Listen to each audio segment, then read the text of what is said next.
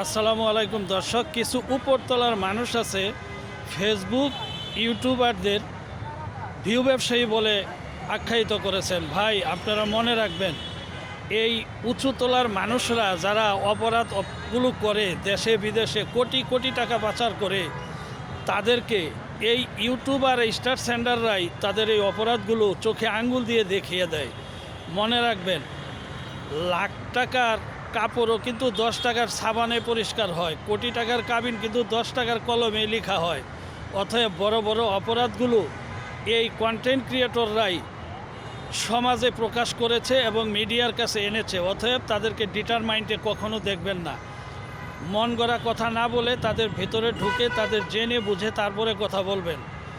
যদি আমার কথাগুলো ভালো লাগে আপনারা কমেন্ট করে জানাবেন যদি সঠিক হয়। ধন্যবাদ সবাইকে। ভালো থাকবেন, সুস্থ থাকবেন, সঠিক জেনে বুঝে মন্তব্য করবেন, এটাই আমরা আশা করি। ধন্যবাদ সবাইকে।